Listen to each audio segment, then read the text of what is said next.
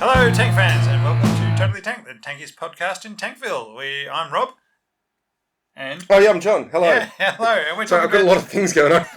John's got a lot of work to do. I just come along and talk stuff and drink beer. We're talking which tank today, John? The Panzer Kampfwagen 3. Or the Sonderkraft Fahrzeuge Special Motor Vehicle number 141. You really had to one-up me there, didn't you? They gave it a lot of names, all right? So it's the 16th of July, 2022. This is episode 35 of Totally Tanked, and we're talking about the Panzer III. Yes, but a little bit of housekeeping first. So, firstly, for folks on the podcast listeners, we are now doing a video live stream. I'm going to cut most of that out for your listening, but just be aware. Follow us on Facebook or Twitter, and or YouTube, and you'll get alerts and the details if you want to join in for the live stream. Otherwise, don't worry, your normal podcast will continue. And we've had a few more hellos. Michael from New Jersey, Trent from Ipswich in Queensland, and Scott from West Virginia. So welcome to you all. Thank you for joining us. Also, just want to note, we are selling t-shirts on redbubble.com, like this beautiful Valentine t-shirt. Rob's got strange thing there. Yeah, no, this is Fighting Elves number 28. Valentine. Getting some crossover promotion. So for those who can figure out where this one's from, go for it. So redbubble.com, search for Totally Tanked, one word, and you will be well on your way. Now having got that out of the way, talk about the Panzer III. We also going to talk about. Okay. We're going to Cairns and Tankfest. Oh, housekeeping. Yeah. Now we're doing it. Yeah, no, Tankfest. Oz Armour Fest. They call it what they call it. They're not allowed to call it Tank Fest. They'll get in trouble from Bovington. So I'm calling it Tank Fest. We're going Cairns, Australia, the 28th, 29th, 30th of August? No, 26th to the 28th of August. Okay, 26th, 28th of August. You deserve a holiday in tropical Cairns, gateway to the Barrier Reef. And just as we do, which is why we're going. But if any fans of the show do make it to the Oz Armour Fest in Cairns at the end of next month, it's really not far away now. No. Then if they are wearing a Totally Tank t-shirt, we will buy them one beer. Which is still more money than we've got out of Redbubble for selling the t-shirts. So it's a win. It is a win. Okay, James from Newcastle, New South Wales. That's a couple of Newcastle folks I think we've got. There we go. Nice. Okay. With that out of the way, let's talk some more about the Panzer III. Panzer III. Yes. What do you want to say about it to begin with, Rob? All right, so simple stuff. It was developed pre-war, so 1936 to designed from 35 to 37, produced from 39 to 43. They made almost, where's my numbers? 5,700 and a bit. It was a very prolific tank. But, only middling in terms of World War II production. Yes. 10,000 is a big number. They stopped production in August 43 because they said, well, the old Stug 3 is same chassis, but cheaper and much more effective. A lot less ball bearings when you don't have a turret. Yep, and a lot more effective, and they can produce more of them and get them out the door, and they're much better on the defence. So the Stug was the way to go. The Stug Life was where they ended up. And it was really interesting in that the Spanish Civil War is an underrated conflict because it actually shaped World War II enormously, and you could actually argue World War II started in the Spanish Civil War. Ditto stuff happening in China and Japan in that mid-30s period. But the Germans came out of it with a deep appreciation that the Panzer Is and Panzer IIs that they had already started weren't up to fighting Russian armour. No, even the BTs that they were fighting in the Spanish Civil War that the Russians had sent over for the communist forces in Spain were still harder to take out than the machine guns and 20mm guns that the Panzer Is and IIs had. And so they said, right, we need to have a dedicated anti-tank capability, not just having a machine gun. And that's where they came up with the concept for the Panzer IIIs and Panzer IVs. But it's important to note the two were meant to be complementary vehicles right from the get-go. It wasn't like they designed Panzer III and then said, okay, we need a bigger tank, we're going to do Panzer IV. What they were doing was saying Panzer III and Panzer IV are a pair that go together and they for both mutual have support. They both have their capabilities and designated roles, and that's what they do. I mean, the Panzer IV was out first and had there was more of them produced to begin with. The Panzer III came out a little slightly later, but. So things to go through with it, just some basic stats. 23 tons, 5 crew.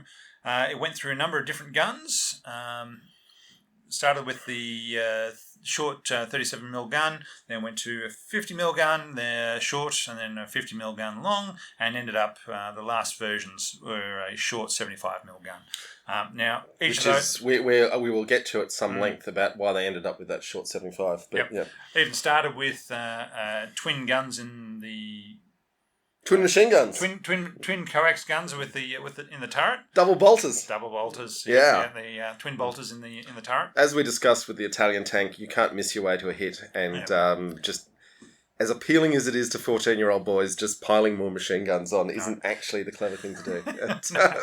But it seems appealing at the time. So they took one of the machine guns out of the MG-34s out of the turret and left. But they've also got one in the bow gunners for the radio operator. They were in service from 39 to 45. The Norwegians still use some of theirs that they'd been over there into the Norwegians used theirs up and through to the 50s. So after the war, the Norway had some captured. Well, basically once they were liberated, they had some left lying around. They decided to keep them, and that was the last real use of the Panzer IIIs. So the Stug's got a bit more of a life out of them than that. 5.56 metres long, 2.9 metres wide, only 2.5 metres high. So again, much smaller tank than a lot of other.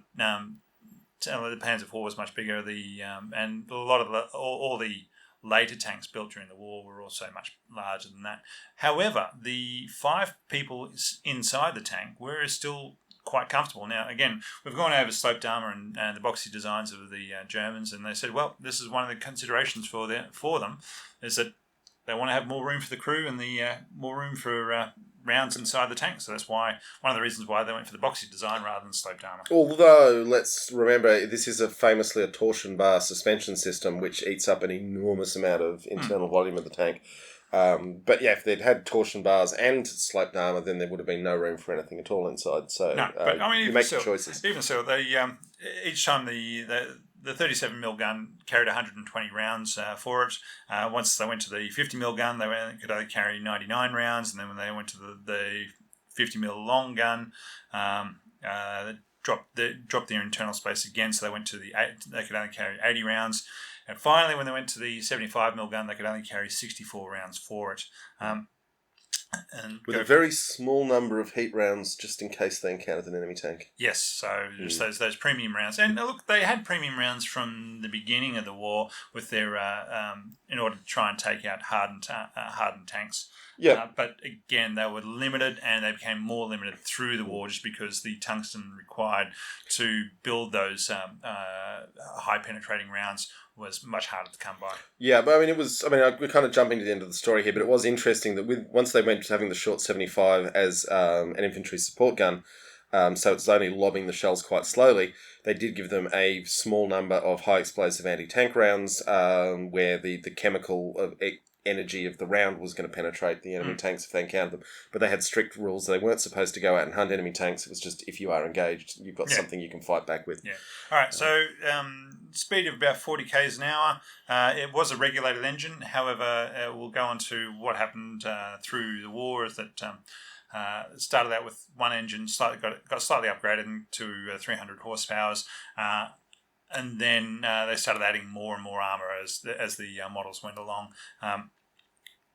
So that regulated speed dropped down 5 gears forward, only one in reverse. So again, not a huge reverse speed, but it is still available. Okay. We will be on the attack! Why don't we need reverse? Bad German accents all around. Very bad German accents. We don't do accent. We don't do other languages very well in Australia. 160 k's of range, so just enough to get from Paris to somewhere? Look, I mean, we laugh at Paris to the beach? We laugh at the ranges these days, but, I mean, Centurion had a range of, 80 kilometres when it was introduced. Unless you had the monowheel. No one wanted the monowheel. So it seems like a bad range number in today's numbers, but at the time it was quite respectable. I did like that in the initial design they were trying to get the tank in under 18 tonnes. Yes. So they started out at 15 and then... Because at that point in German planning, some sane people were still involved, and they were looking at it saying... The bridges will only hold 18 tonnes. Yeah, there's a lot of 18-tonne bridges in even in Germany. Frankly, I can think of a bunch of bridges not that far from where we're sitting that are only ready for 10 tonnes. Yep. You get up around Baiwang and those sorts of places.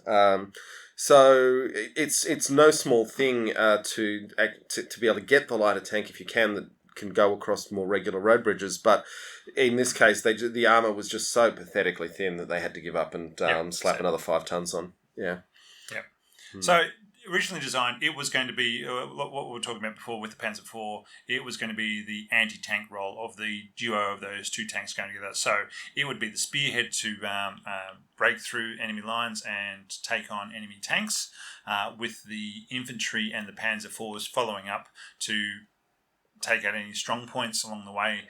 It was seen as the breakthrough tank and carrying out the role of tank-on-tank capability, with infantry and Panzer IVs providing taking out any strong points, hardened targets, and infantry in the field. So the Panzer IV had started off with a 50 mil high explosive short barrel 50 mil gun, but we'll get into that at some stage. Yeah. But I think, one of the interesting things is frequently the British are derided for their silly idea of having infantry tanks and cruiser tanks. And it's like, sure, if you've got abundant 600 horsepower engines, then main battle tanks make a lot of sense.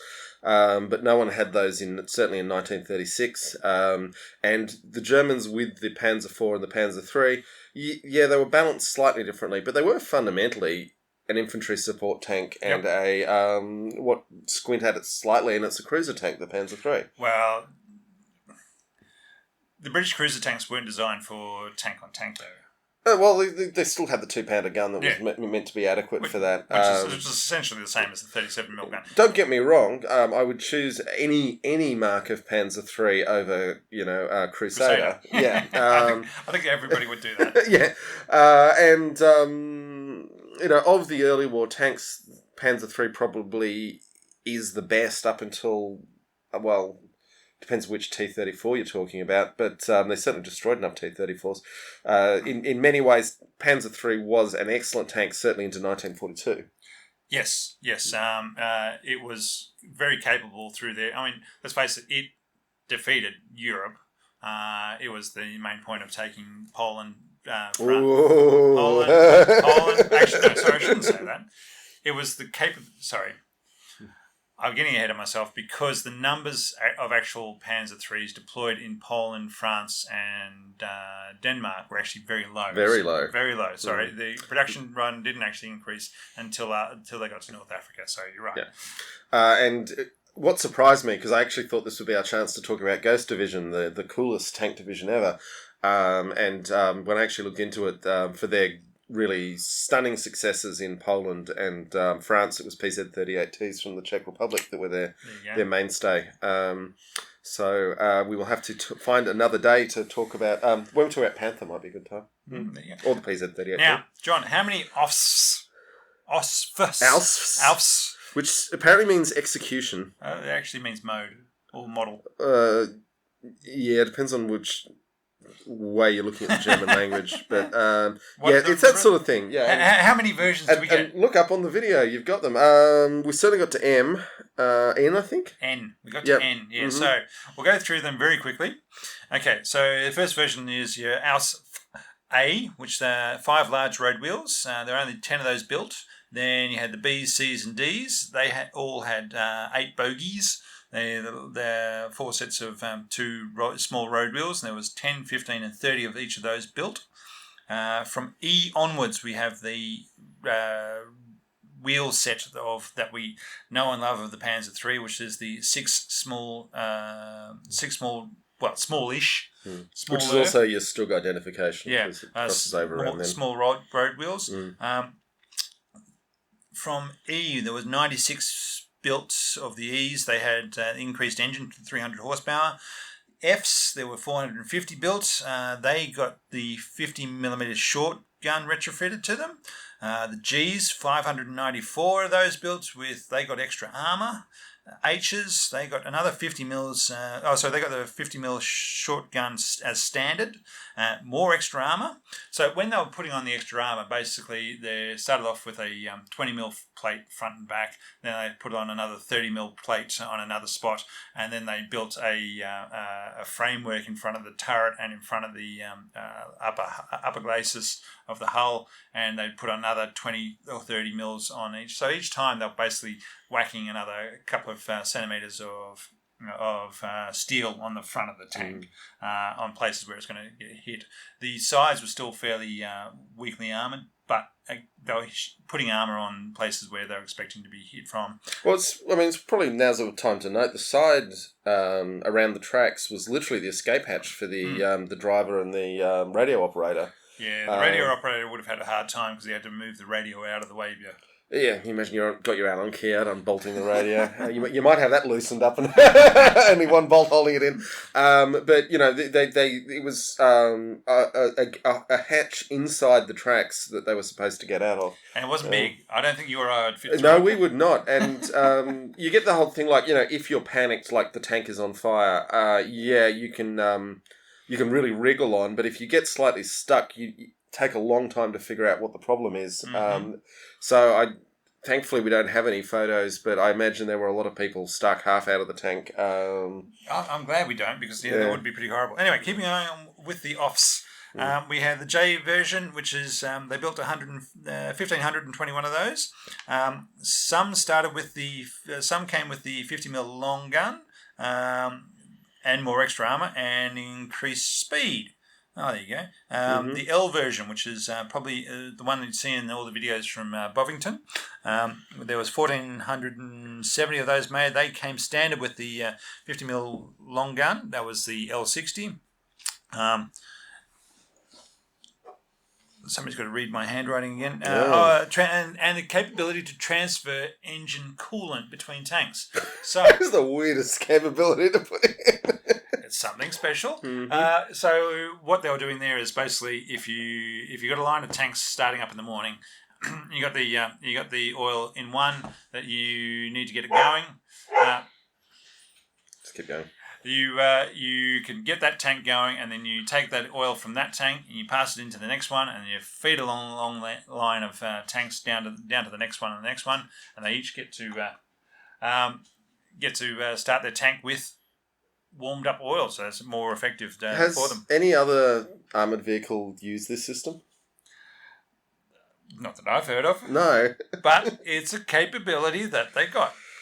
It's just, with the effort that went into it, you can think maybe other things would have been a good way to go. If they were short on these specialty oils, then it's a really good way of concern. Yeah, I hear you. I'm just not sure this was the best economy of effort. But one thing also worth noting that this was not the first, but really one of the first prominent ones where there's always been a tension in tank design. Like the very earliest tanks in World War One, they built a chassis and then they bolted the armour on top of that. And today, most tanks are, there's a chassis that the armour packages get bolted onto. And in this period in World War II, the strength, the chassis of the hull was actually the armour, the formed armour. The Panzer III was a really early example of that. And in particular, because it's German engineering, if you look closely at the ones in the museums, they've got this sort of dogtooth set up where they've interleaved the not quite dovetailed, but interleaved the chunks of armour that are making up the sections of the hull, and then welded them together. And I've mentioned this before, that you're definitely doing some damage to the heat treatment of your armour plates at the point of the welding. Everyone seems to think that welding was a better way to go than the alternatives, which is riveting or casting, because casting, for example, Matilda was famously strong and was a cast hull, but it takes forever to cast it, and if anything goes wrong in the heat treatment, you lose the entire sort of whatever you look at all these cracked bells in museums, and it's the same problems with doing your heat treatment. And the other problem they have with Matilda that made it too expensive to mass produce, which is why they had to come up with designs like Valentine, was that it took an enormous amount of grinding to actually get the inner curves of the hull to spec to fit equipment into. The Germans were definitely on a winner at this point with Panzer III with their welded construction, but it's certainly interesting that as these things have evolved, it tends to go back to you're better off having a strong chassis and bolting your plate onto it. Now, where do we get up to? L. So that was your... your J's and L's were the mainstays of the fleet come 41, 42. Then you went to the M's, which had the deep wading exhaust and the Schürzen side armour. Mm-hmm. I love me some good Schürzen. Mm-hmm. There is... people they look like TIE fighters. Yep. Oh, yeah. There is... some people will talk about how the... G's or H's, there was a field modification for them that they became the one of the other numbers in the field modification, and so the number shouldn't be counted twice or something like that. It was all a bit complicated for me, so I said no, I'm not going to worry about that. To most human beings alive, we are the deepest tank nerds that are possible, and yet there are all these other people out there who are so much deeper down the rabbit hole than we are. It's turtles all the way down, John. It's turtles all the way down. All right, and then finally get to the end version of the Panzer III, which was there were 614 of those made in 1943, and that was the one that came out with the 75mm short barrel gun. So that where it turned over from being an anti-tank role to a infantry sport vehicle. There are also the K version, which is the command tank. There was 100 flame tanks built. They were quite sexy. Which ones? The flame ones. Oh, there you go. Well, the command tanks had more powerful radios. Some of them had dummy guns and the machine gun on the left-hand side. Some of them had just normal, was a normal tank and actually had the capabilities of being a tank and just a more powerful radio. So I love the idea, and it's quite an intriguing one, that the tank with no gun is actually the scariest one on the battlefield because it's directing all the others. So you want to put a fake gun on it so that it doesn't get identified as being the really scary one. I think it's very clever, actually. And there was also, after 1943, when they weren't using the chassis for Stug 3s, they then started using them for other activities, like bridge layers, maintenance support vehicles, carrying stuff, and all sorts of other bits and pieces. So if they weren't actually... the chassis itself went for a lot longer than the tank, and they just kept on building those. And significant numbers of them stayed in service all the way to the bitter end of the war as well. Gotcha, yeah. But it's interesting with the chassis. So the bit of the history with it of Weimar Republic of Germany wasn't allowed to build tanks, John, but they knew they were going to have the capability. And so what they did do was they built Gross tractors, which was just the chassis of a tank, and they called it a tractor. To be fair to the Nazis, which is a phrase I'm not... No, this is before the Nazis. Okay, this is Weimar. Yeah, okay. But, to be fair to the Germans, everyone was messing around with military tractors, which they all knew would... I have no idea how to use this thing. Okay, so... We'll just... I told John to bring in a bottle opener, because I wasn't sure these were twist tops, and he's brought in some sort of torture device. I'm sure that's what you see in the movie The Men Who Stare at Goats. Yeah, it's a can opener and bottle opener. For those who haven't read the book and seen the movie, it's actually very funny and very true. It's about spooks doing bad things, isn't it? And trying to kill goats with their mind in other rooms. Oh. Yeah. Okay. With George Clooney. It's pretty funny. And they have a device like that, which is essentially a torture device. Look, self-defense. It's for self-defense. It's also a beer opener. I know. Anything that'll get a beer top off is going to cause some trouble. Yeah, but... okay, let's keep going on the tanks. Right. Can we talk about the engine now? Yes, go for it. I want to come back to the Gross tractors, but yes, go for it. Okay, no, keep going with Gross tractors. All right, so they started building the hulls to... they knew they wanted the capability to be able to build tanks in the future. So they started. They built an industry of building these the hulls for the tanks. So that they would have people who they had the industry to build them, so they had the factories and the capabilities. They had the people who knew how to design them, and they through the 20s and the 30s they built this industry to make sure that when the time comes, we're ready to rock and roll. So and then from there they went with and then they started doing their training with the Russians. Well, there's a huge facility out there in the middle of Russia where they were doing an enormous amount of joint exercises between the Soviets and the Germans. And weirdly, none of the Germans who went and did the training seemed to come back and pass on any of the information that they about just how big the Russian armoured force was, which is really interesting because a lot of the situations from after Poland, Denmark, and France is there were a lot of after-action reports saying what went well, what went bad, and how can we fix it for the next activity. Well, huge reorganisations between Poland and France, enormous reorganisation, and again before Barbarossa, enormous reorganisation. North Africa is a case of, and they learnt from campaign reviews, very important role, and they put them down. There was no egos involved in saying this worked, this didn't, and they changed stuff, which surprises me to then think about that the training they did in Russia, and they didn't get any useful after-action report reviews from that to say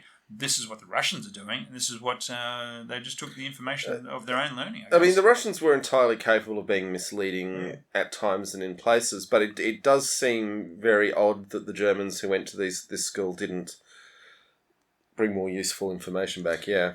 All right. Tell us about the Maybach engine, John. Yeah, so this is a interesting little rabbit hole that I fell down. So the Maybach company, then and now, is based on Lake Constance, which I'd never heard of before this week, which is right on the border between Austria, Germany, and Switzerland. So I imagine there must be some very interesting boat traffic late at night as various things get moved without the knowledge of the revenue officers. I'm sure it's a time-honoured tradition. Yeah. And family institution. Yeah, so the Maybach company, as the Germans decided they were going to want to build a lot of tanks for Big Mistake 2, they went to the Maybach Corporation and said, can you build all the tank engines that we're going to need? And I don't have any proof of this, but it seems that Maybach did say to them, how many tanks do you think you're going to need? And they got the answer, a few thousand, and they said, sure, no problem. And in the end, Maybach built 130,000 tank engines for Germany in World War II, and there were never enough tank engines, and they never had the spare parts they needed because right from the start, Maybach had not been given the information they needed to make enough tanks. And then the Maybach Corporation, and this I do know, went back to the German government and said, look, in the event of this conflict, have you figured out whether we're going to have better access to petrol or diesel? Because we can make the engines for what we're going to have more fuel available. And some complete idiot said to them, the petrol supplies will be fine. Which is why Germany used pretty much petrol engines in all its tanks to the immense detriment and loss of its crew. Because as we know, petrol burns. Well, diesel can burn. It has to be under pressure, though. You can set fire to it, but it's hard. It's hard to burn diesel. It's easy to burn petrol. And petrol fumes burn even better. But also, in the actual event, Germany's capacity to produce diesel as the war went on was significantly better than its capacity to produce petrol, and they needed petrol for planes. And it would have been a lot better if all their tanks had diesel engines. And this is an interesting thing, and we're going to talk about tanks and politics a bit later in the podcast, where because of the nature of the German regime at the time, anyone who was actually doing the math on how much petrol are we going to need to sustain this war and where are we getting it from was coming to the conclusion this war cannot be won. And that was not something the higher-ups wanted to hear, so they kept sending messages back down the line saying, petrol will be fine, we don't have any problem with those supplies. And no one was able to do serious planning because the consequence of doing serious planning was to say, we're going to lose this war. and that wasn't acceptable. And taking that message to the basically gangsters who were running Germany from the late 1930s, was at best career limiting and possibly life limiting. And I do find that sort of thing really interesting, how these things play out. I would also say that certainly in the Australian governments I've had some experience of, anyone who's done the back of the envelope maths and is giving a result that is unfortunate to those in power, it doesn't go well for them. I mean, you don't get dragged off and shot, but you don't get invited back to the meetings either. Yes. Anyway, so that's the engines. So I don't get invited to anything anymore. Yeah. Yep. All right.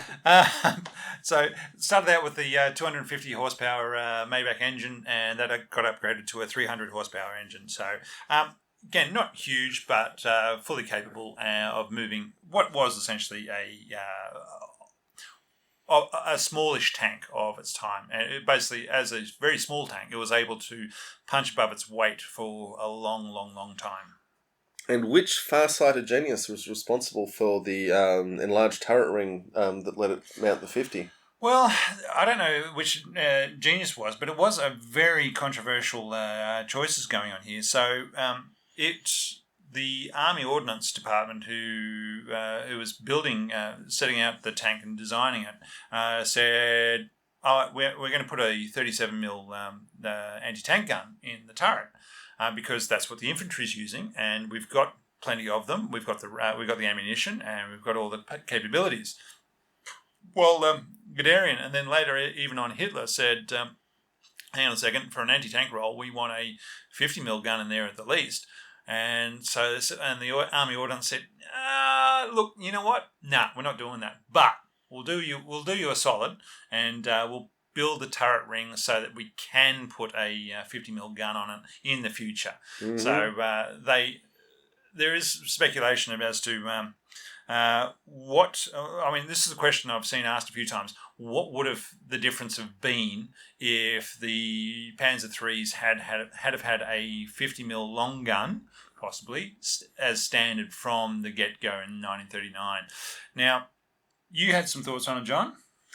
I did. The question is, given how close the Germans got to Moscow in Barbarossa, would a bigger gun on the Panzer III have gotten them further to the point of actually encircling Moscow? Now, there were plenty of Panzer IIIs with the 50mm long gun, the L60 running around at that stage, but not all of the tanks, because there was still probably 1,500 earlier model Panzer IIIs that hadn't been upgraded that were running around in Russia at that point. The Panzer III was always extremely capable of knocking out T-34s. They knocked out T-34s in enormous numbers, and they did it. Yes, shooting at the Glasses plate, terrible idea. But the superior ergonomics and visibility and we'll get onto that sort of stuff. Yeah, and crew training meant, and particularly, and the poor visibility in the T-34 meant that Panzer IIIs were entirely capable of getting around the sides of T-34s and knocking them out. Yeah, even with the 37mm gun. Now, the KV-1s was a different kettle of fish because you had a lot more armour on those, and so they were much harder to take out.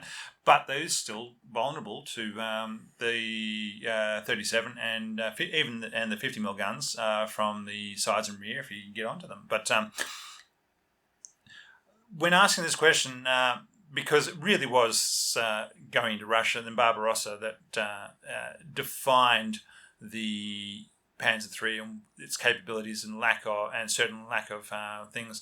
The 50mm gun wasn't going to achieve too much more there. But to my mind, in other areas of the war, if the Allies had seen, like North Africa, if the Allies had seen this gun going around, the L60 50mm long gun, my personal thoughts is that the Allies would have seen the effect that this gun had and just started building better tanks. And so you wouldn't have had as many Crusaders and other poor tanks running around in North Africa or in other places and other fronts, because we do forget about the Balkans and Greece there were Panzer IIIs and there was a lot of activity going on through there as well. the differences these things made? I'm not sure the Allies had enormous capability to make better tanks earlier. No, but they were trying to get as good tanks as they could as quickly as they could, and that led to a lot of the crap British tanks that were created in this period, just because they were desperate to get more, particularly with the losses they'd sustained at Dunkirk. It is an interesting question. I just don't think it's the biggest counterfactual of World War II or even Barbarossa. I don't think the main armament of the Panzer III was that decisive in how far they did or didn't get. We won't know, but it's impossible to know. That's why they're fun. We can argue it forever. But one of the things, and this gets back to the turret ring size and whether or not they couldn't take a proper sized 75mm long gun, which is what they would have liked to have done in the later stages of the war. But they could then take the short-barreled 75mm gun that had been previously deployed within the Panzer IVs and basically swap it in. So that's where you ended up with an HE, high explosive gun, firing from the Panzer III, and it went into the infantry support model. Yeah, and essentially swapped roles with the Panzer IV, which it's incredibly cute given they were designed from the ground up as a pair, with the Panzer III to be the anti-tank and the Panzer IV to do the infantry support, lobbing high explosive where it needs to go. Taking out bunkers. And that they ended up just swapping them around. Okay, what next, Rob? All right. Now, one of the other versions that was built is an underwater version, John. Underwater version? There was a German name for it, but I didn't write it down. A U-boat? No. Supposedly, an underwater version was built for Operation Sea Lion. Yep. So, for the invasion of England. Yes. So, when I first read this, I was like, what, they're going to drive underwater from Calais to Dover? But no, that wasn't the case. It was a case of... good luck with bumping into every shipwreck along the way. On the seafloor. No, that wasn't the case. It was the idea was that they would be taken on transport ships across to the coast of England, but rather than landing on the beaches, they'd be shoved off the side into no more than 6 metres of water. And then they'd hit the nice sandy beaches, sandy floor. The nice, smooth, even sandy beaches, which all beaches are famous for. And then drive from 6 metres underwater up into England and overthrow the monarchy. You just know sometimes that Germans don't surf. And this is one of those... Charlie don't surf. Charlie don't surf, and neither do Germans. and this is one of those things that anyone who would spend any amount of time surfing, particularly body surfing, where you've got to keep your feet on the bottom, would not think this was a great idea. No. And the ability of the poor bugger driving this submerged tank in a... obviously, you try and do it on a smooth beach, but...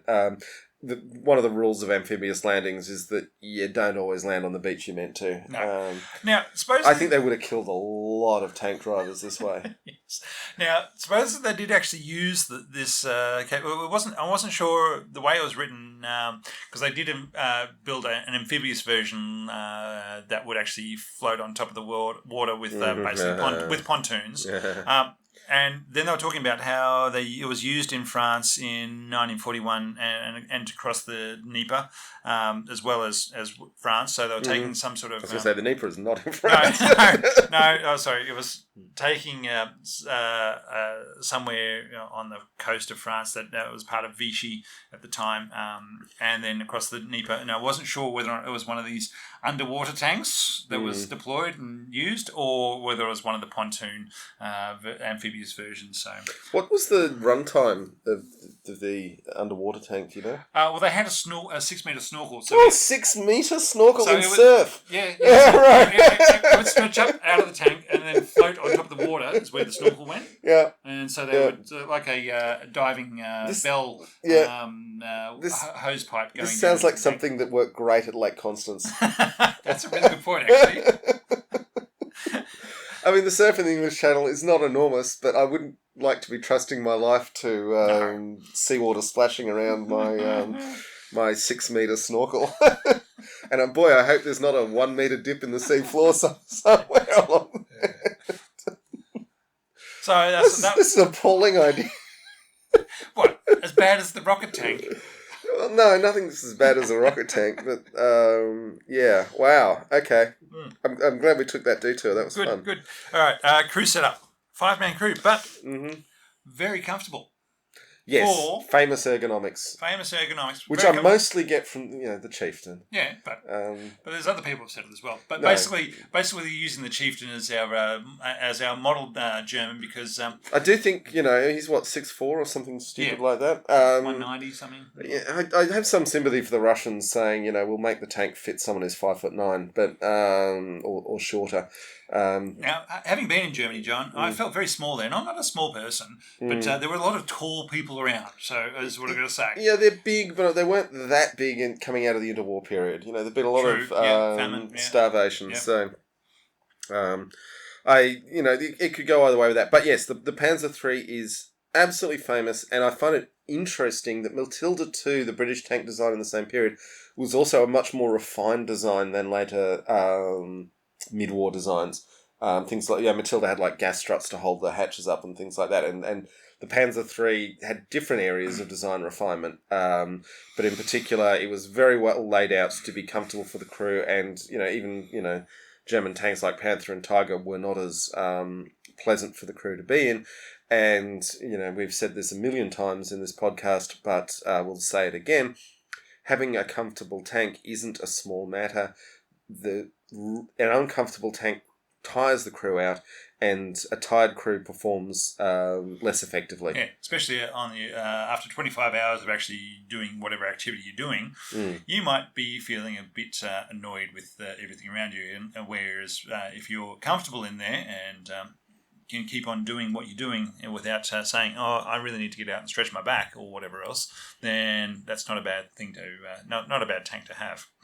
Yeah, it's really important. It's not, you don't start the tank and go straight into combat and straight out. Only because they all die. But it's a long period of intense effort, and I'm sure everyone listening to this has been fatigued at some point in their life. It's part of the human condition. But think back to the stupid mistakes you started making when you were fatigued, and then put yourself in a life and death situation and ask, is that something that I want? And the answer is no. So anything that limits and reduces crew fatigue is actually, in some Force ways, multiplier. It's more important than the thickness of the armour or the size of the gun or the power of the engine. Which is why the greatest tanks in history have not had the biggest headline numbers. What they've had is elegant design that made them better in the fight. Yeah.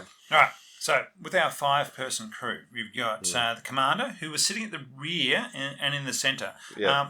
When you've got a small gun and a big turret, that's... Well, the thing is, it was different because a lot of other turrets at this point had the commander sitting right behind the gunner. Yep. And so, by sitting in the centre, it wasn't actually impeding the gunner or the loader. Had good visibility straight over the barrel of the tank, of the gun, and... had a cupola, didn't have binocular visions in the cupola, but did have one of the best cupola visibilities set up all around the tank. 6 big vision periscopes. So it was very effective visibility for the commander, and good ergonomics within the turret, the cupola itself, to be able to say, okay, this point is always the front of the tank, even if the turret is spinning around and around. I always know that the gun is here and the front of the hull is here, and moving around from that. And not in the way of the loader or the gunner. There was no turret basket to begin with. Well, that was a later innovation. Very few tanks had... I don't think any tank had a turret basket when this thing was designed. Yeah. So... when traversing, the loader, who had a fold-out seat, so if they were in combat, the seat would be folded away. If they were then traversing in combat, the loader had to watch their toes, make sure they kept up with the traversing of the gun and the turret. The gunner controlled the main gun and the coax, even though the coax was on the loader side of the turret. They controlled it from their own side. Started with, as we said before, they started with a twin coax and then just went to one. The gunner... I mean, one thing the Germans were ahead of in the world was machines with very high cyclic rates. And good optics. That was probably the big things, is that their optics were always seen as the idea world's best standard. The idea that you need two machine guns side by side to get to some notional higher rate of fire when the Germans already had later in the war the Germans had machine guns that are capable of still hair-raising rates of fire even by 2022 standards. MG34 puts out a lot of rounds. Yeah, although there are stories of people under fire for half an hour and they couldn't hit them once because the bullets were spraying in every direction. But there was a lot of bullets.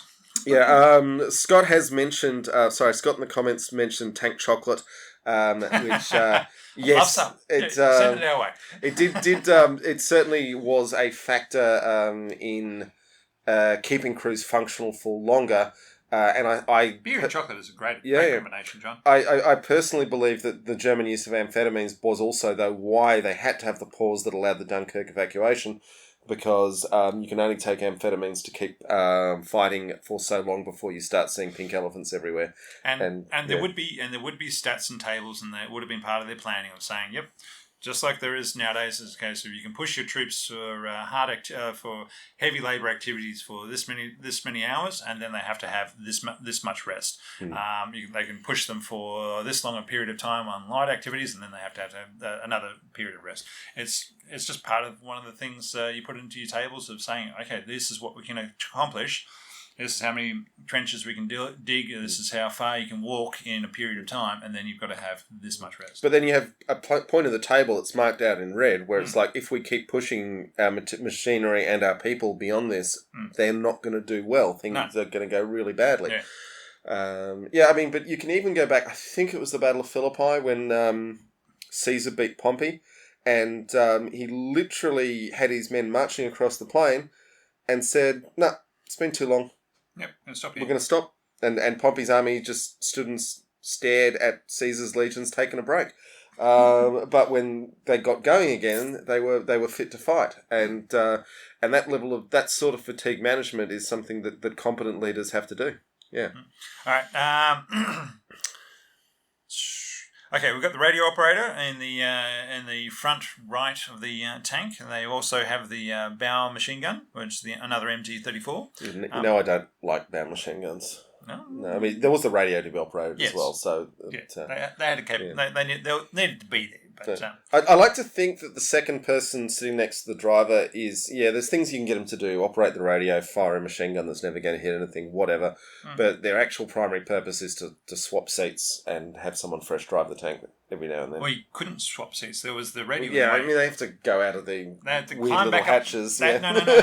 Well, the thing is, the driver and the radio operator had to exit through the turret. So basically, they crawled back up into the turret, and then they could swap it and then crawl around the back of the gun, and then they could, if they wanted to. But in the scale of things, even on a modern car, a driver gets fatigued after about 3 hours, and I would say in a tank in World War II vintage, it's probably more like 30 minutes. But the idea that unless you're in intense combat in that moment, whatever you're driving to or from, you're going to stop every now and then so everyone can empty out their pee bottles, and that's a there was a hole in the floor for that sort of activity. So dropping the pee bottles out. Yeah, right. Yeah, so it was specifically designed to drop out expended shells. But realistically, there was a hatch in the floor you could lift up and then drop out whatever you required to drop out. Now, here's only about the size of it. Here's a question. This is why this tank podcast is superior to any of the others. Wide mouth bottles. No, I'm not thinking about the bottles. I'm thinking about what sort of plastic bags were available for pooing in 1939. They may have just lined up the hole. Yeah, well, I'm just saying, it's like today we've got like dog poo bags and all the plastic is all around. Yeah, I don't think was not available. I don't think they had those. I think it would have been paper bags at best. Which would have been deeply unpleasant for everyone. All right. See, this is why we're number 3. All right, but the radio operator, one of their things is so whereas the gunner, the commander, and the driver had to basically have good tactical awareness. That was their they had to be good at those sort of things. The driver also had to be good mechanically, so it was his job to lead any sort of servicing in the field. The radio operator had to be good with electricals. Basically, they needed to know how to maintain and look after the radio. So it wasn't a case of you throw somebody in there and say, you had to have crew who knew what they were doing. So that's why the commander had to have good tactical awareness. Same with the gunner and the driver, because the driver especially, because they need to know where to go, how to position the tank for a fight. It wasn't just a case of I'm just driving and somebody else is doing all the work. It's no, I'm driving in order to take best advantage of my angling of the tank and where the enemy is and how I can best approach the enemy so that we can actually do our job. Yeah, but it's why this tank is one of the all-time greats, as we discussed earlier. Its headline numbers were actually extraordinarily good for early war design.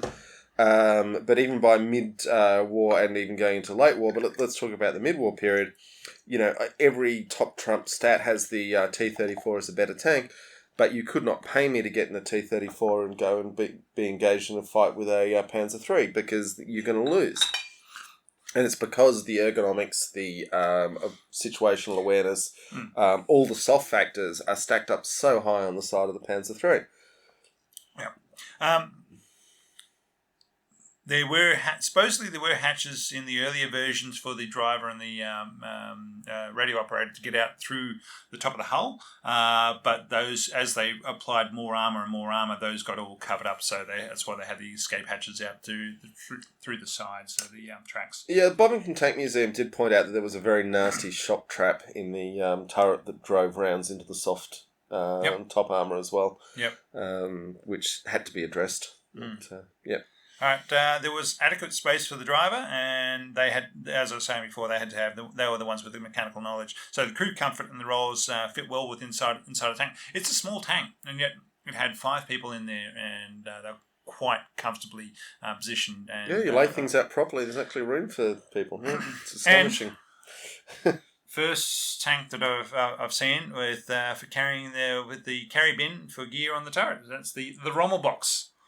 Oh, the Rommel box. The Rommel box. There's a German name for it. There's a German name for it. I like the sound of that. Yeah, there is another German name for it. I didn't write it down though. So, and that's basically where you shovel your kit, your cooking kit, your food, your blankets, and your tents, whatever else goes in the Rommel box, which isn't a bustle. It's not available from inside the tank. It is an external stowage bin on the outside of the turret. Yeah, but I mean, even M1s today, definitely I've seen pictures of them with external stowage on the back of the turret, even beyond the armour blowout. Famously, I once, and I wish I'd kept a copy of it because you cannot find it anywhere online searching for it, saw a picture of an M1 with a full esky beer cooler sitting in the bustle, probably for keeping Gatorade and maybe something for dinner cold. But it was certainly quite a sight, and I wish I could find it again. So everybody says we talk about the sloped armour of the T-34 and other tanks. The Panzer III did have sloped armour. It was only sloped to 10 degrees though, and 15 degrees on certain places. So it did have some slope, which would increase a tiny bit of thickness for the armour of those areas that was facing towards the enemy. That then led to more room inside the tank for ammo and crew comfort. So I think those things are pretty important to note, that it wasn't just a box. It was a case of, yes, the Germans knew about sloped armour, and they said, yeah, you know what, these things are more important. We can do more with this. Yep. Now, having spoken about the performance of these tanks and what they've done, Poland, 1939. Yes. 60 deployed? Yep, not a lot, large number. Not a lot. So I just want to quickly, with Poland, I feel there's been a huge historical injustice done largely by Nazi propagandists, who would have thought, in that Poland is depicted as, oh, they were silly and useless and their cavalry charged at tanks. Ha ha ha, aren't they dumb? But Poland got stuck between the Germans attacking, who they were fighting ferociously and then attacked in the rear by the Soviets. And I can't think of any country in history that could have survived. They're also hamstrung by their own politicians who had said you must defend every inch of the country. Instead of doing a smart defence. Yeah. So they had 15,000 basically coastal marines set up in Danzig when they can only use 5,000 of them. So that could have been 10,000 more. They were told, the generals at the time had said, any enemy advance is going to come along this area, and if I have any troops there, they're going to get killed. How about I move all these divisions out, so when any sort of attack goes along that corridor, I can come in and counterattack and take them out. And they got told, no, you must keep those troops there. We are defending every inch of the country. And guess what? It didn't work, and the Nazis... Yeah, well, Generalship 101 is all about, feign withdrawal and then outflank. These are relatively basic moves. But I still think it is worth noting that there is no country on Earth, including the United States, that could have survived being attacked by the Germans and the Soviets. And the Canadians. Can't trust them with their flappy heads. Well, the Canadians and their flappy heads would come in. But I'm just saying, if somehow the entire Soviet army and the entire German army had landed on either coast of the US at any point in World War II, that would have been almost impossible. It was a task totally beyond the poles, and they actually did astonishingly well and deserve a lot of credit for it. But yes, it was only a very small number of Panzer IIIs, which at least they obviously did so well, the ones that were in use, that they said, we'll keep going with this. Yeah, but they did show that guess what? They didn't have enough armour. They were very fragile to the Polish anti-tank rifles and their anti-tank guns. So when they then went into France, they only had deployed 96. However, their mobility and the radio and their doctrine all worked together, and so they were able to move around, outmaneuver the Charbis and the Somois. Excuse me. But they showed that the 37mm gun was not enough for the heavy armour of the Charbis, and so had and the Matildas. So flanking of the British and the French tanks was the only way to take them out in a tank-on-tank battle. So. Not sure if flanking Matilda would help either, but no, but we get right behind those things. Yeah, but the point being is that the Charbis, and the Somois, you could.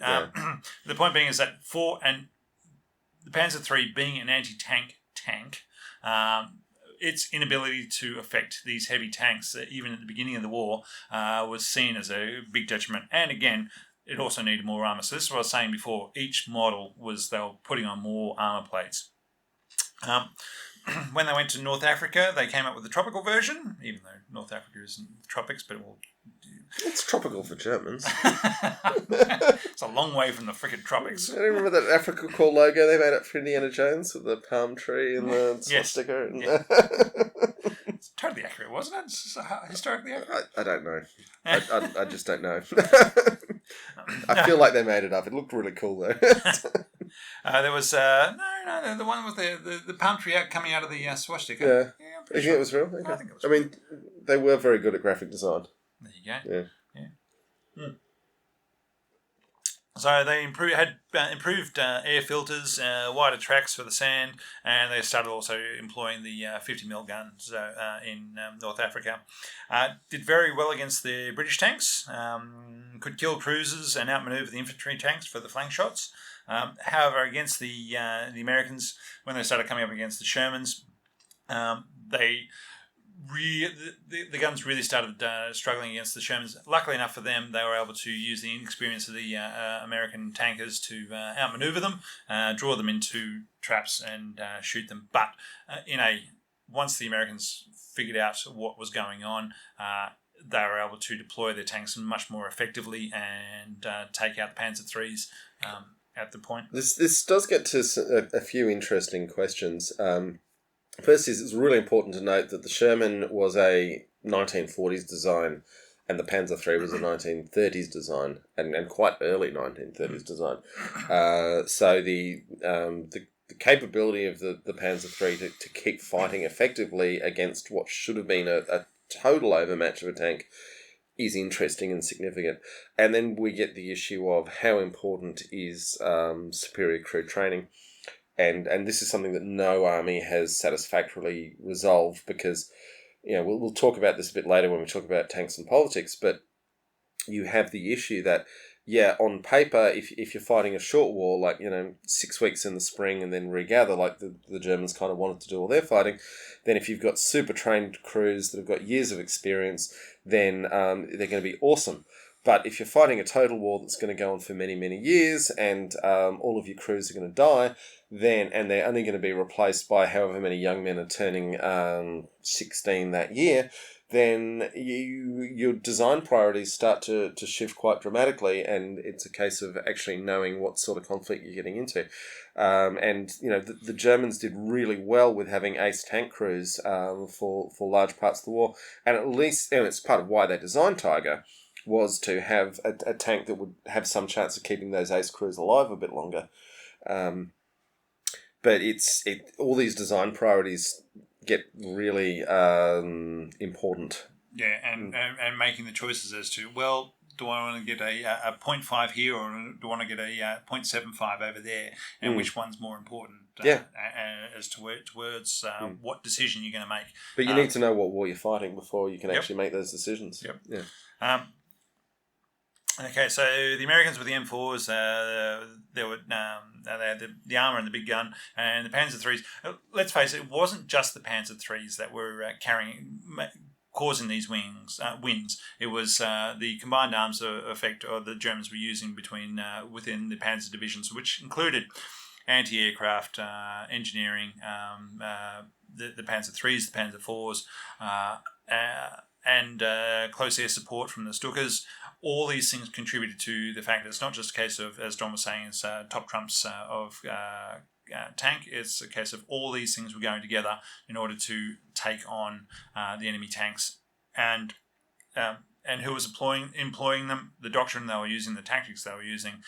But at the end of the day, the Panzer III was still, for a very, very old tank, essentially by 1941, was still able to 42 was still able to handle itself quite well within the combat of Russia and North Africa. Speaking of Russia, one of the other outcomes from North Africa was, guess what? They needed more armour. So when they went into Russia and Barbarossa in June 41, the 37 and the 50mm guns struggled against the T-34s and KV-1s. However, the better optics, radios and reload time gave the Panzer IIIs the many options in order to take out the tanks. A tactic employed by the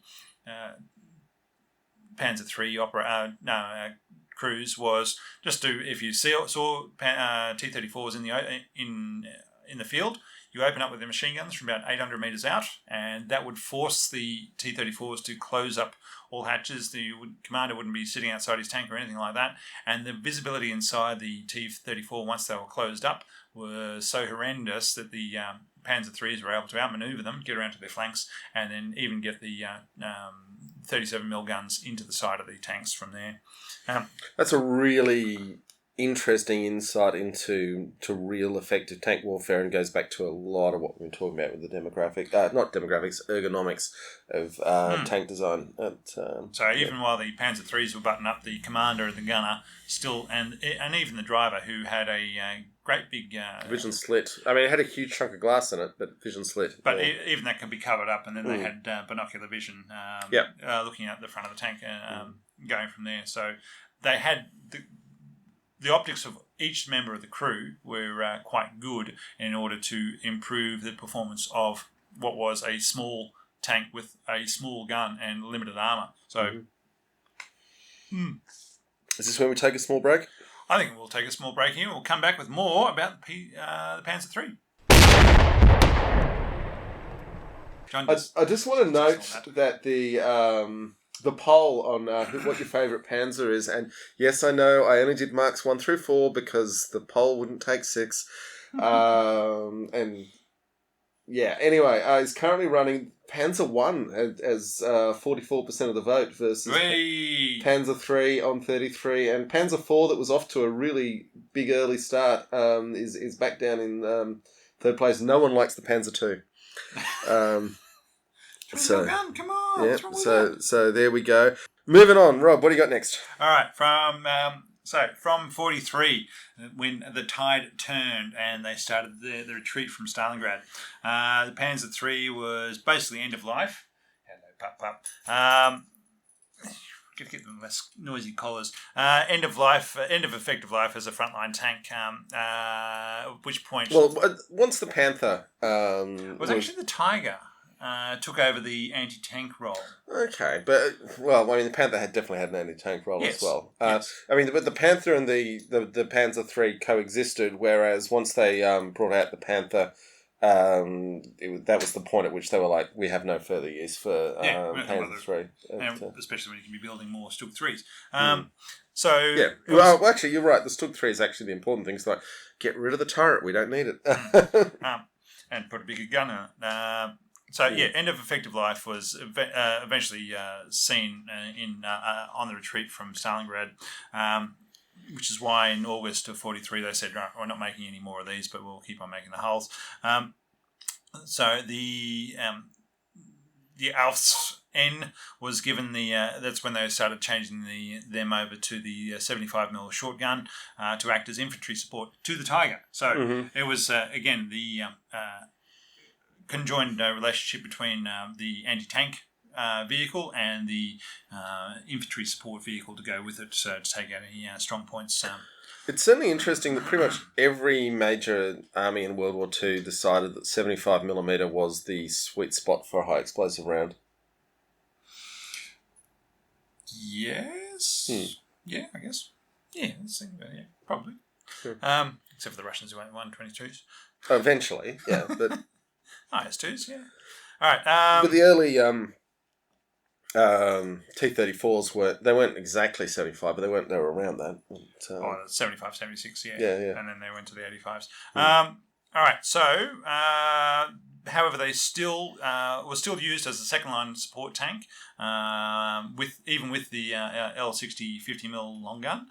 They carried out activities with that in support of other forces, because not all tanks were converted over to the 75mm short. So they still had a role. They still carried out. They were still facing troops on D-Day. But when we say a role, it was like, they were mostly saying, "Oh, we've still got these things. What are we going to do with them?" Rather than Huzzah, get these into the best units.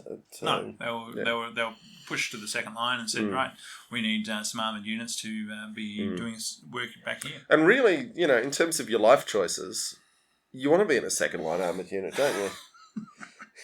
Well, you don't want to be leading the advance at Kursk. Okay.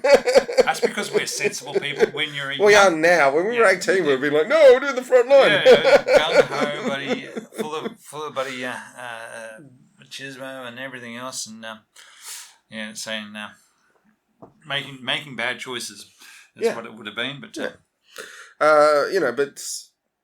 because there's always a thing like, if you're in a tank and you get hit, there's a good chance you're going to die horribly, and that is bad.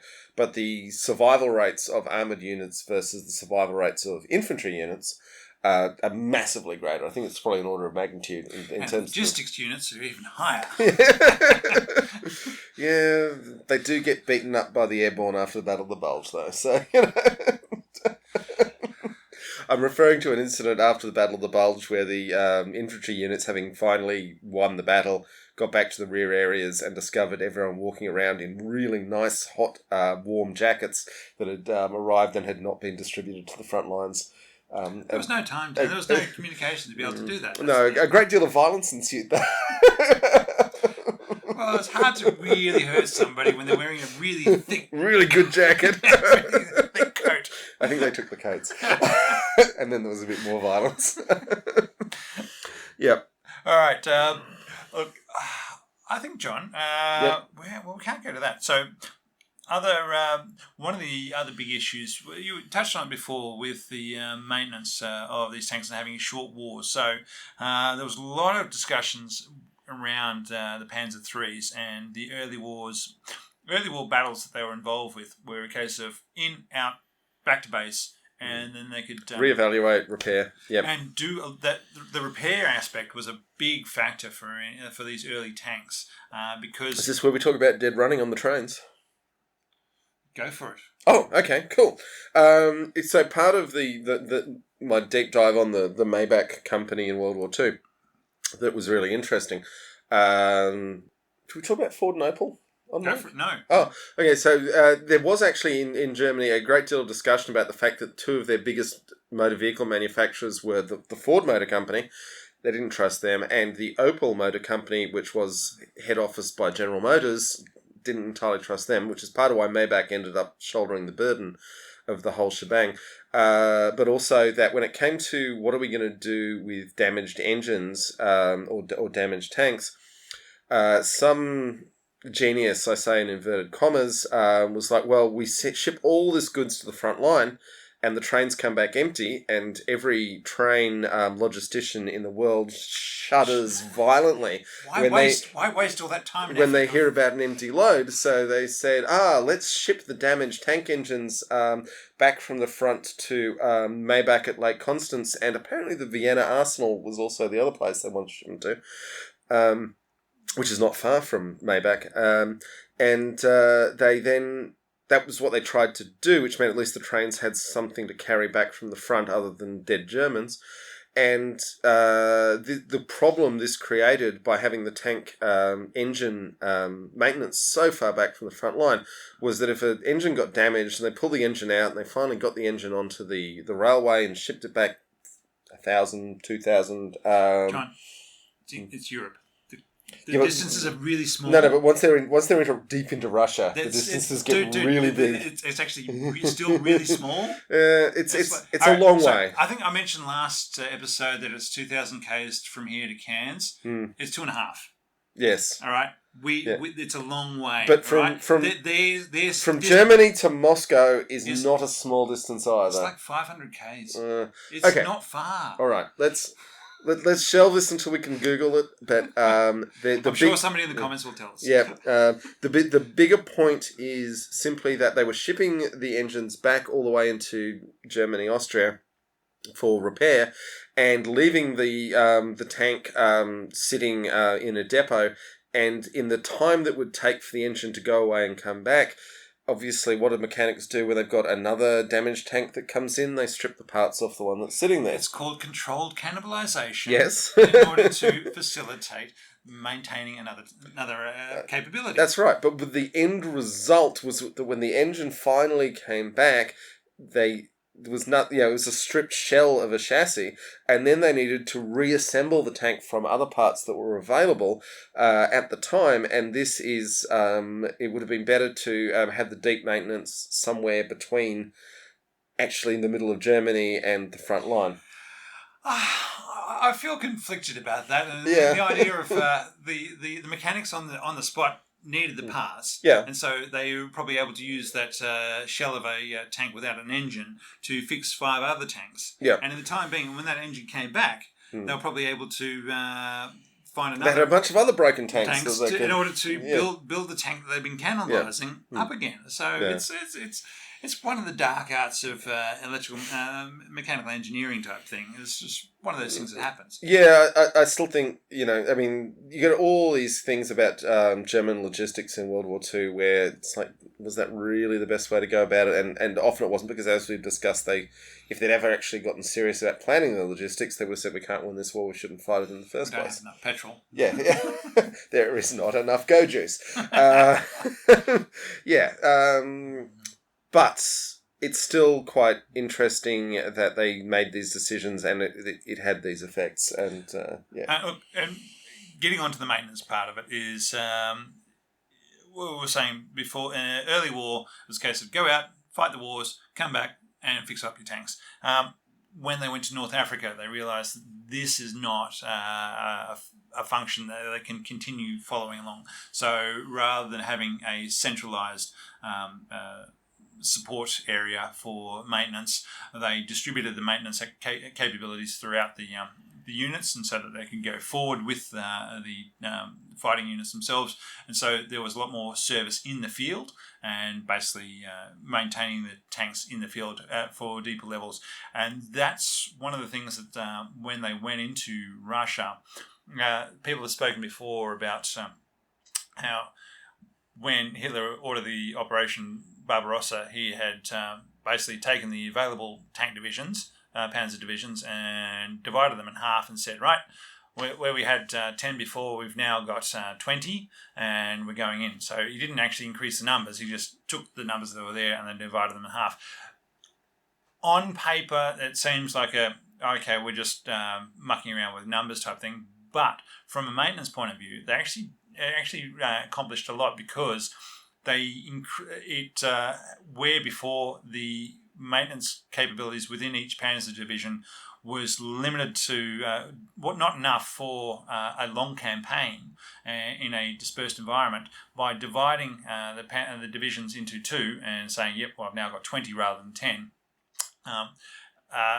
Each one actually maintained a support capability that helped them go forward. So, yes, it didn't increase the number of tanks, but it did increase the number of support and maintenance functions that were available to those Panzer divisions as they were going to Russia. And that was a big step forward for them to be able to say, yeah, it's going to be a longer war, and we're going to have to work harder to get where we're going.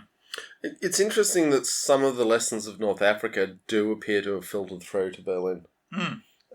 Which, there's the famous story that at the Yalta conference, when they're all toasting each other's victories, and one of the British adjutants says, to El Alamein, and he goes, oh, sure, El Alamein, and the Russian attaché. The Russian attaché came up to him afterwards and said, Tell me of this El Alamein that I've never heard of. Yeah, the turning point. Sorry, just remember, for the Western world, this is the turning point for the fight against the Nazis. Yeah, and the adjutant was like, sort of like, the desert and the dust and the heroism, and the Russians like, how many army groups were involved? Oh, no army groups. How many armies? One on either side. How many divisions? 7?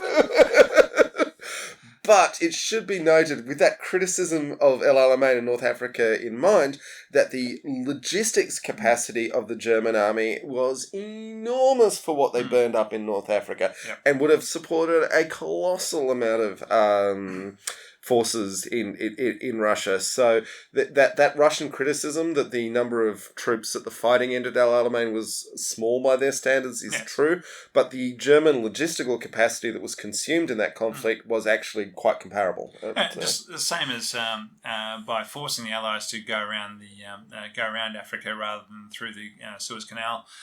It increase their logistics footprint by a huge amount, and so if they could have shut that down completely and controlled the Mediterranean and the Suez Canal, the logistics capabilities of the Allies would have been halved, essentially, because ships at sea would have taken so much longer. But until the Italians surrendered in 1943, the Mediterranean was essentially impassable for those ships. They were all going around the Horn. Mostly. But and that was one of the reasons. Operation Pedestal was a big freaking deal to get anything through to Malta. Yeah, but which was one of the big reasons for going into Italy, is to increase the logistics burden upon on the Germans. No, knocking Italy out of the war was actually much more important than Churchill's critics realise. Yeah. Well, it was imposing the logistics burdens upon the Germans because the railways from France to Russia were really good. The railways from Germany to Italy were really bad.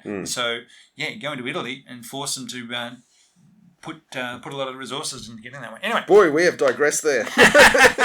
We have thoughts. All right, John, you need to finish that so we can do review. Also, spare parts. See if Rob can master this bottle opener. I did before. Spare parts manufactured in Germany, but hampered by transport issues. So they could only ship things from Germany because that's where they're building, putting all together all the spare parts. Now, today, John. Sorry, what are we doing, Rob? Beer review. This ain't no grogger ale. 1 pint down, you'll be swinging in the gale. 5 pints, bully, you'll be shaking in your shoes. Schnitzer Brau, German Hurst Premium, because I did get a German beer. But what sort of German beer is it, John? Apparently it's gluten-free. And it's definitely a wit beer as well, which is moderately unusual to most of our audience, but This is globally available, so... Yep. It is organic and gluten-free. Yep. Now, how did they make it gluten-free, Rob? Does it say? Oh, that's your thing, John. But Dr. Schnitzer was a dentist in Germany in the 1960s and said, right, I want to start up a company that does more organic type activities. And so he set up his brewery in 1967 in the Black Forest. So, I actually am a subject matter expert on gluten-free beer for reasons that... I'm a subject matter drinker of appall beer. me. So it tastes like a wit beer, which is an interesting Northern European style. This one has been brewed with millet, it says on the label, which is a... if you've ever had a small parrot, you normally feed them as a treat stalks of millet. And they love it. But I've seen it. Yeah. Anyway, so the little minuscule, tiny little grains, but they do come quite dense on a stalk. And millet has no gluten in it, so that will get you a gluten-free beer. So well done them. It tastes like a completely passable, great wheat beer. So it's got very sharp, almost yogurty flavours, I'd say. Yeah, sweet yogurty flavours. And is quite good served with a slice of orange or lemon in the beer. So Blue Moon is the big American beer that's a wheat beer that's very similar to this. The writing on these bottles is too small for my old eyes. Yeah, it's too small and mostly in German. So the interesting thing about gluten-free beers, why I know so much about it, is that when I worked for Bespoke Brewing, gluten-free was particularly back in 2016 probably a hotter topic than it is now, but it's still a big deal for a lot of people. And we were Bespoke at the time was heavily using an enzyme called Clarix. In fact, most breweries were using Clarix, and a lot of them still are. And one of the things Clarix does is it cuts gluten proteins, but it doesn't eliminate the parts of the gluten protein that get cut by the enzyme. And so we could send the beer off for testing at the National Measurement Institute, and they'd come back saying no gluten detected at all. And we could still not get it certified for celiac intolerance because the fragments of the proteins were still potentially harmful for people who are gluten intolerant. There's a lot of people who just don't want gluten who aren't actually gluten intolerant, and things get a bit weird in that space. And there's also a lot of grains under development where they've got throwback grains to pre-10,000 years ago when humans started breeding the higher yields into the barley, and with the yields the gluten came.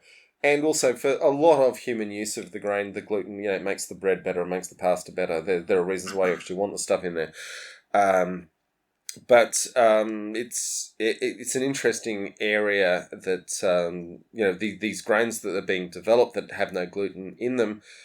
Actually, they're still low gluten, which is problematic because, like I said, we could make a beer that was no parts detected by the National Measurement Institute, still wasn't low enough, just because the testing couldn't go down low enough for where it was actually affecting people with things like celiac disease.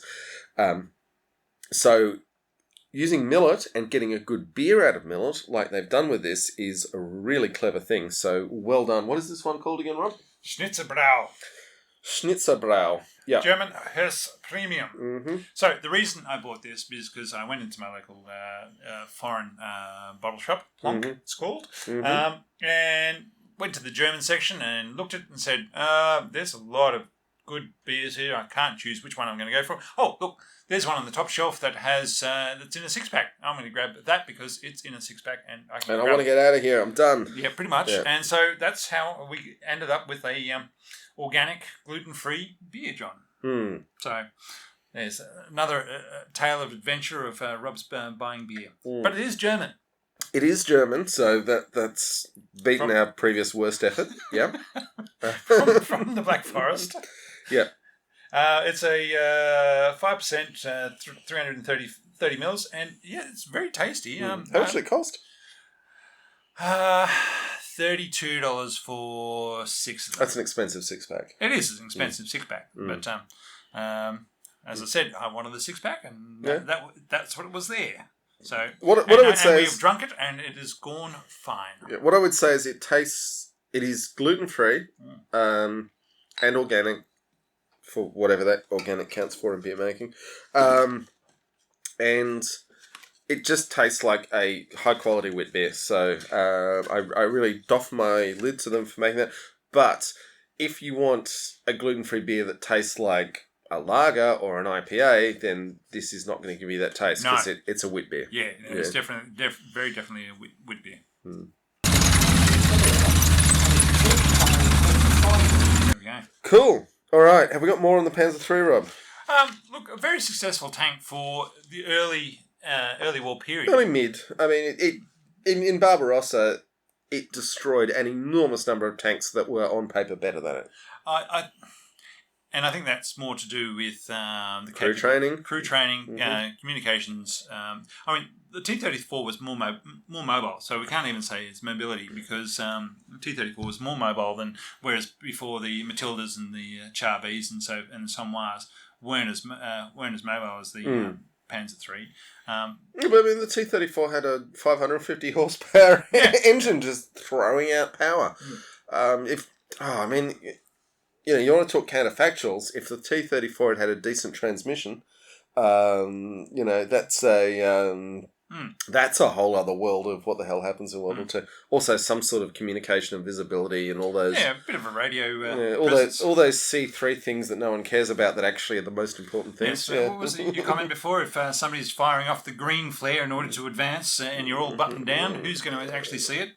Never know. Because there was only one radio between 4 T-34s going out there, whereas all the Panzer IIIs had radios. The commanders had send and receive, but the platoon commander had send and receive, and everybody had the ability to receive orders. So there was that was a huge force multiplier for them. It's an interesting question that I don't have the answer to. Is at what point does force multiplication matter if you don't have the basic amount of force at the bottom of it? Yeah.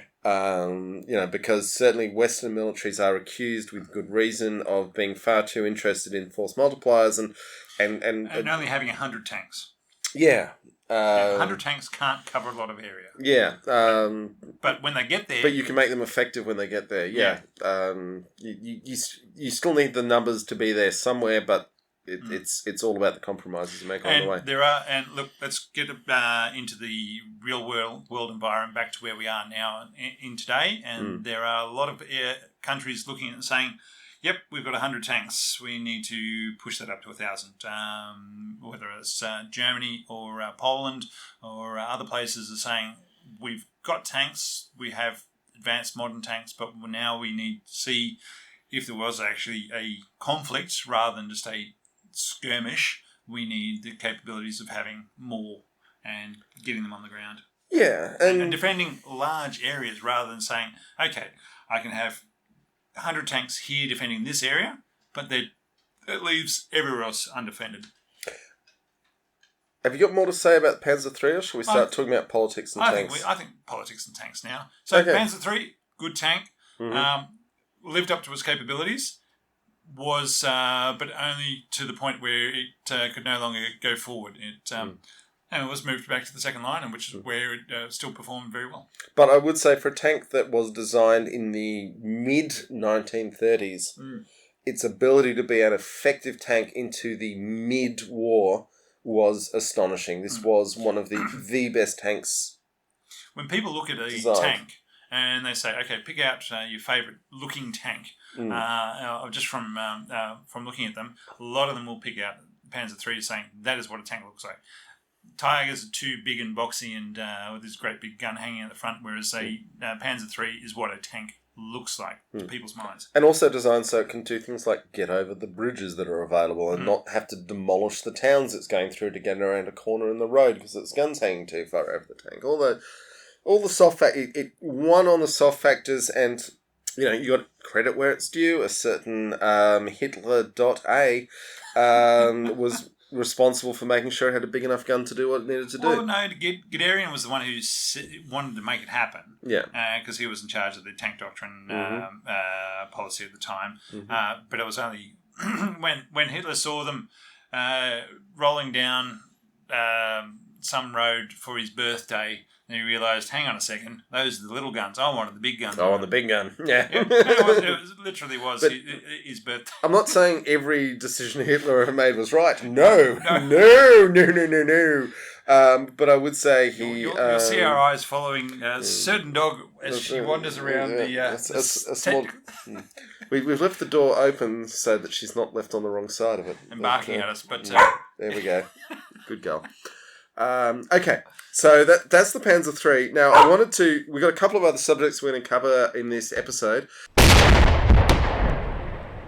We're going to cover why politics and tanks should be talked about in the same conversation, and the new American light tank. Not air deployable, but air mobile. Air mobile, yeah. Well, I mean, so's an Abrams, but only if you've got a C-17 spare.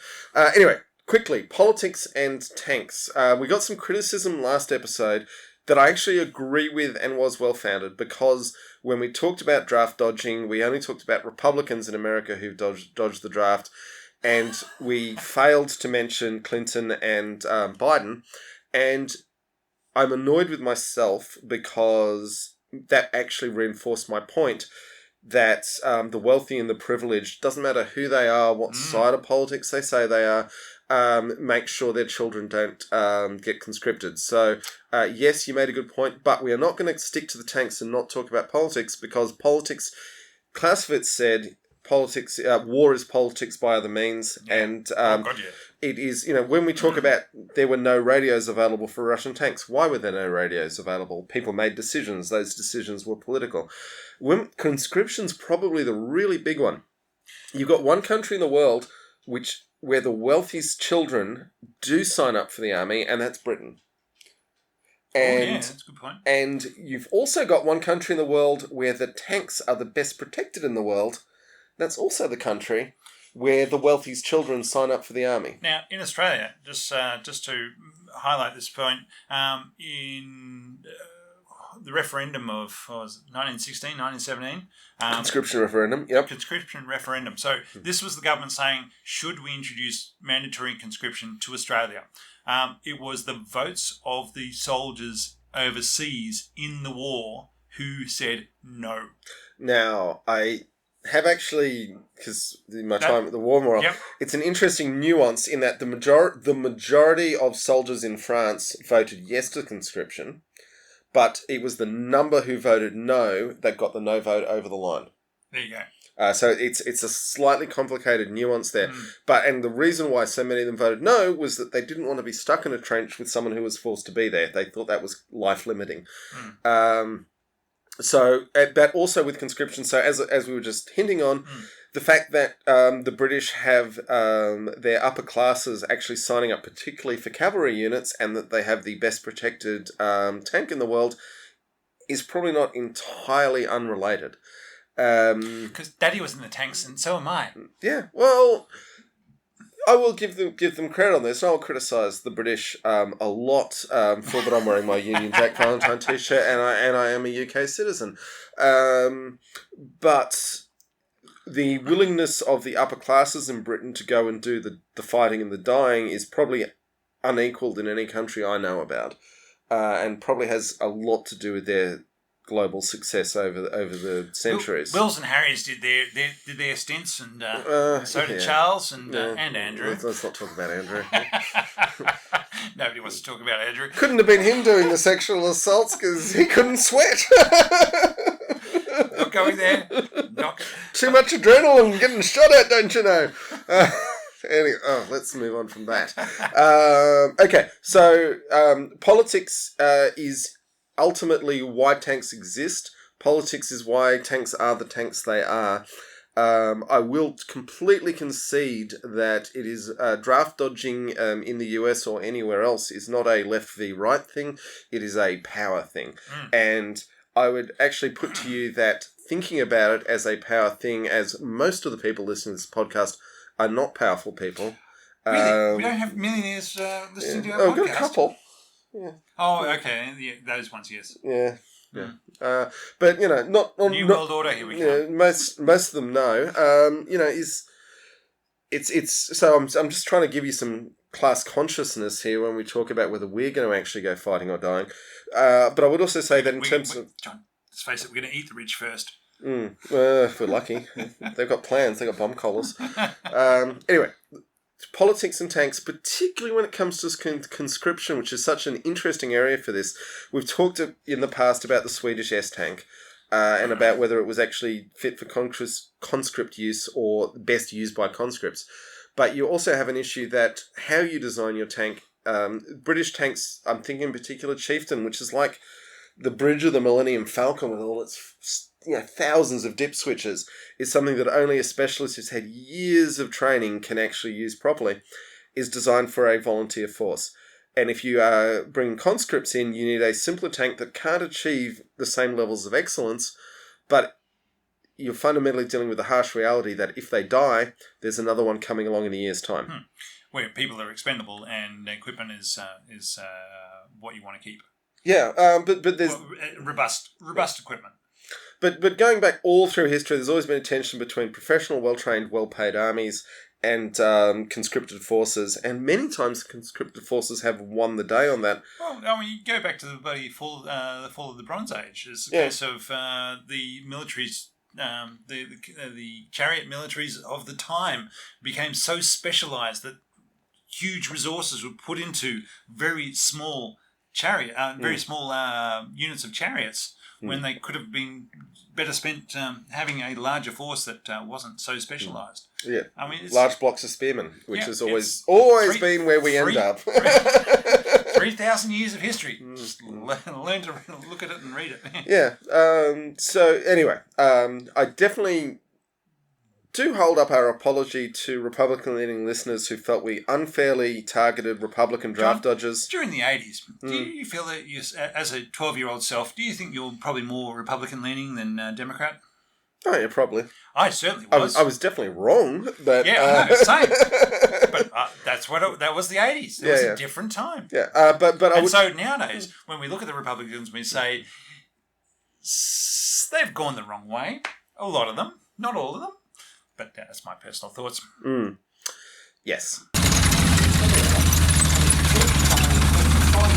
The Griffin 2, the mobile protected firepower. We have a new tank. It's 2 months in a row with a new tank. What's going to come out next month, John? I don't know. Because you can normally go 20 years without a new tank. But it's all happening now. Here we go.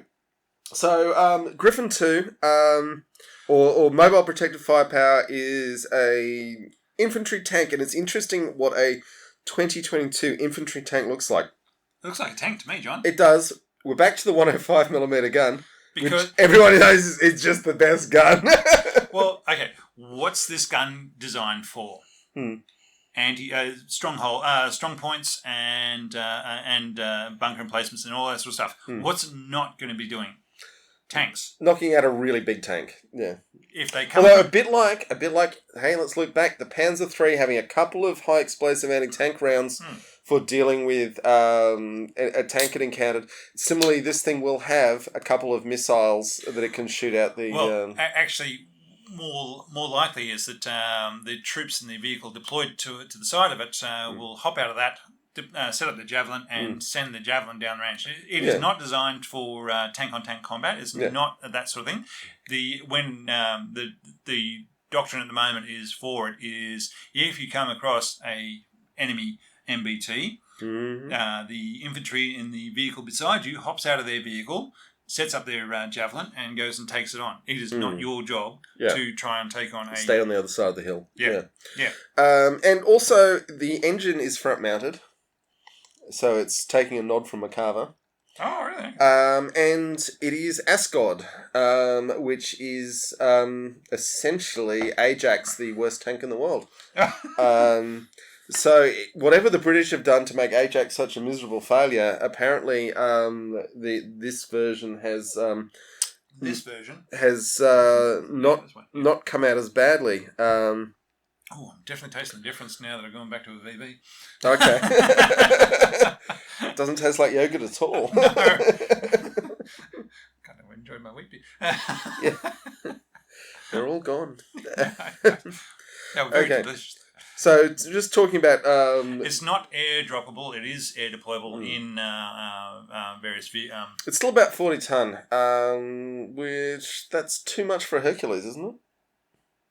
I didn't look into it. Sorry. Yeah, I think they can get 2 into a C-17 versus 1 for Abrams? a full bottle tank. Yeah, but yeah, it's quite weird given that the C-17 production line has ended. How it is the fundamental unit of battle in modern wars. Well, I think there is 2 tiers in that system. There's the C-17 and then there's the Hercules. Because the Herky Burk is still doing everything else. Which is a 1950s design. Yep. And it, even the Spartan, which is essentially serving as the replacement for the Caribou, was sold as everything is the same as a Hercules except it's 2 engines, so that your flight crews can cross transfer really easily. And right, okay. I haven't looked into that one so much. It's an interesting one. Caribou's, the Australian plane that's slightly bit faster than walking. Yeah, at least it wasn't a Beverly. I've thrown up in one of those. Yeah, okay. All right. We're coming near the end here, so it's interesting that the Americans have gone for a light-ish tank. Oh, hello. It's still 40 tons. Oh, Roger's joined us. Yeah. Okay, is he visible? Yeah, he is. All right, so that's a Sphinx. He has no fur. He's getting up on Rob there. Okay. You asked for this, Rob. So. I didn't ask for this. Okay. All right. I thought it was a dog. Best tank podcast ever. All right. Cat bums galore. Now, who needs a cat bum? Just before we go, it's great that America has a light-ish tank for infantry support, but that an infantry tank has morphed into being a light tank is a really interesting development. The other interesting thing I want to say is that the HIMARS system has been deployed to Ukraine. So we were talking last episode about the fact the Ukrainians were being outranged in the artillery duel. So now they have 4 vehicles that can outrange the Russians, but apparently they are doing a very good job of smashing up ammunition depots. Yeah, which is what having a range advantage will give you. And barracks. And so it seems to be, from what I've gathered, it's been deployed in the south in order to support the Ukrainians' counterattack around the Kherson region. So and one of the graphics I saw is that they have the range to get out to Sevastopol and the forces in the Crimea and the Russian forces deployed around there, so they can start hitting concentrations of capabilities out that way. So look, all power to them, and so try and knock the buggers out. Yeah, so see how they go with that.